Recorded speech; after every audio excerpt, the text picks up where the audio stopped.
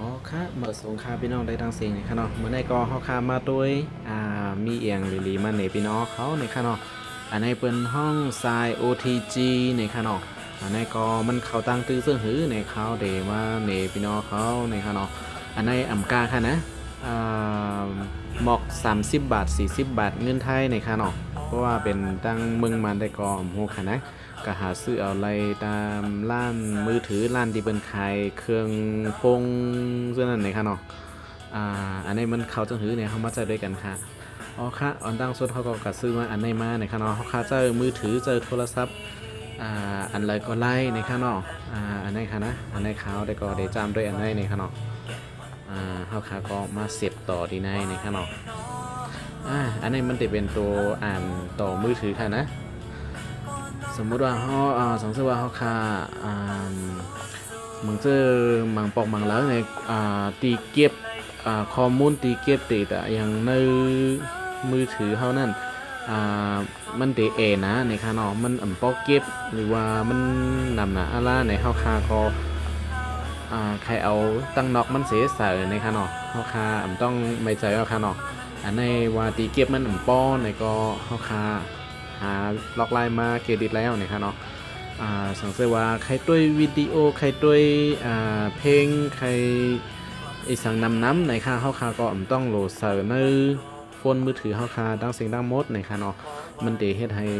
พวงเข้าคาเดนักเดเทิงในค่ะเนาะอันนี้เข้าคาก็อันดังสุดเจอจังในค่ะเนาะ เจอ USB ซึ่งในข้างนอกก็มาเสริมแล้วในข้างนอกสมมติว่าเขาคาใครด้วยวิดีโออันมีเป็น1ชั่วโมง2ชั่วโมงซะนั่นในข้างนอก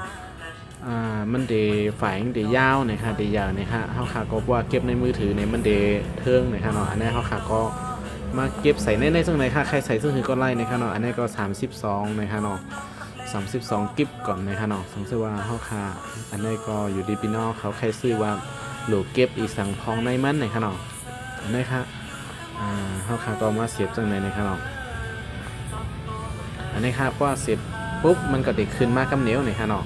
อันนี้ครับเขาขามีเพลงมีวิดีโอจังไหนนะครับดูไรกำซื้อในขนมอันนี้ลองอยากฝึกสังนะครับใครตัวหนังยาวๆก็ไล่วิดีโอยาวๆในขนมหนังแขนหนังกล้าหนังอังเกตอันว่าขนมแต่ไรหมดครับอันนี้ครับพ่อค้าก็เจอซึ่งไหนในขนมสงสัยว่าข้าค้ามันขึ้นมาในข้าค้าก็กว่าที่ใหม่ไฟล์มันดีจะอันนี้ค่ะนะปึ๊บอันนี้ค่ะมันเด็กขึ้นมาว่าเป็น USB storage ในค่ะเนาะอันนี้ค่ะข้าค้าเปิดในปุ๊บมันเด็กฮันดีอันข้าค้าเสียบอันไหนกำซื้อนี่ฮะอันนี้ก็เป็นไลน์เกลิด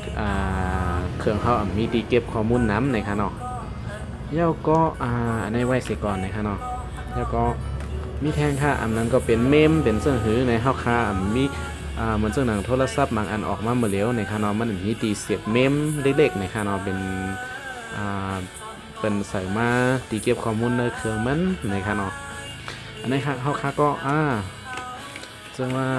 มีเมมเล็กๆในคานออันนี้ค่ะมีอันเล็กก็ลีอันใหญ่ก็ลีในคานอเขาก็ซื้อตัวต่อมานะอันนี้ก็ต่อใส่ตัวไหนฮะแล้วก็ซื้อตัวเสียบตัวไหนคานออันนี้ก็หาซื้อไลท์ตีเป็นขายเครื่องที่เป็นขายเครื่องไฟฟ้าขายเครื่องดีอันเกี่ยวกับมือถือเนี่ยฮะเนาะเกี่ยวกับโฟนเขาขานะอันนี้ก็มาต่อจังไหนนี่ฮะเนาะสาย OTG อันนี้อันเร็วนะครับเจอหลายๆลองหลายตั้งนี่ฮะเนาะอันนี้ครับมีเพลงมีหนังมีลีกไลฟ์เป็น PDF ไฟล์จังไหนอันนั้นก็เป็น Word จังไหนก็อ่านอะไรฮะนะ Word Excel จังไหนก็อ่านอะไรฮะแล้วก็มีเพลงมีเป็นวิดีโอก็อ่านไรหมดนะครับเนาะอันนี้ก็เด็กขึ้นมาเป็น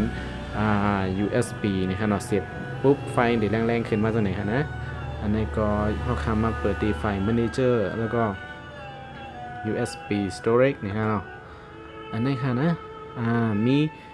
เป็นวิดีโอก็ด้วยไลน์นะครับเนาะอันนี้ก็เป็นไฟล์หนึ่งไฟล์ลิกนะครับเนาะ PDF นะครับเขาก็เปิดตรงไหนนะครับ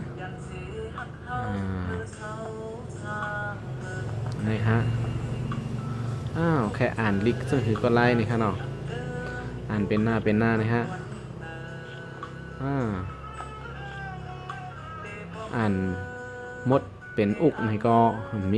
มีลองมีปัญหาในค่ะเนาะอันนี้ก็วิดีโอในก็เรียนไรกำซื้อในค่ะเนาะเทิงในค่ะไรป้าในค่ะเนาะอันนี้ก็อันนี้ก็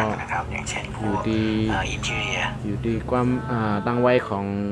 โฟนมือถือเฮาคาแทงก้ามในค่ะเนาะสังเกตว่า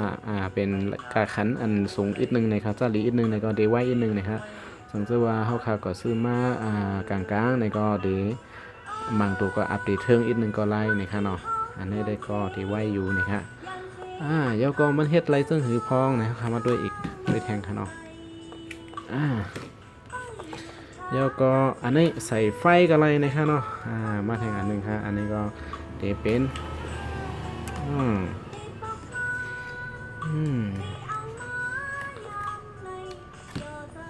อันนี้ครับอันมีไฟนะครับเนาะต้องโหลกล้วยเอานี่ฮะสังเกตว่าใครเฮ็ดสังในรับสิ่งนะครับเนาะหันตานะครับซื้อซึ่งไหนไว้ตัวนึงนะครับเนาะอันนี้ก็จอยไลน์นะครับมีสายอันในอันเร็วนะครับเนาะสาย OTG นะครับเดี๋ยวมีพรดีตอนตา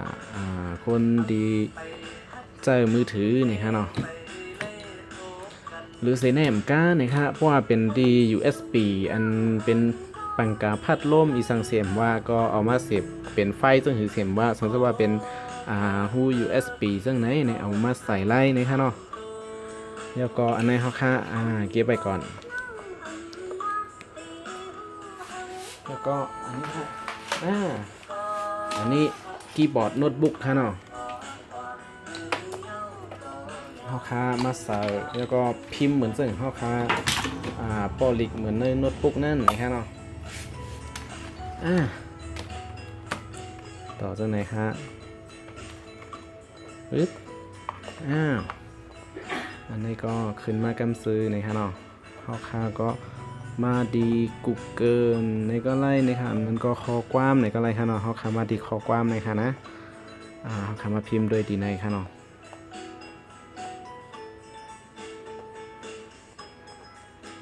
อันนี้ค่ะอันนี้เขาค่าป้อดีหน้าจอในนะครับเนาะอันนี้เขาค่าก็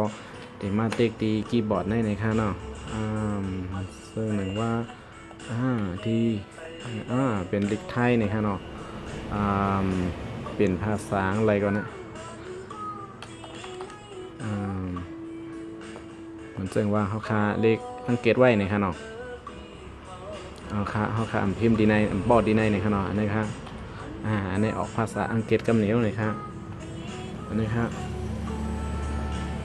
ถึงว่าทีอันนี้ตัวใหญ่ตัวเล็กนะครับเนาะ T A K E เทคอันนี้ปึ๊บนี่เทคมีนะครับเนาะปึ๊บคีย์บอร์ดนี่ก็ True U R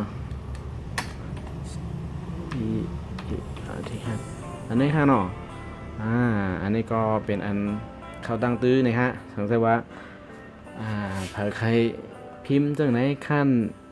ป้อดีในมือถือมันตัวเลขนะหันในเขาเอาคีย์บอร์ดใหญ่ๆจังไหนก็มาพิมพ์ไรกำเนียวนะครับเนาะอันนี้ก็เป็นพรหลีลองตั้งเจอดื้อหลีของสาย OTG นะครับเนาะมีอันในตัวเหลวก็เฮ็ดไรนำนาในข้างนอกอันในก็วันเมื่อไหนมีเจ้าหนังไหนในข้างนอกมี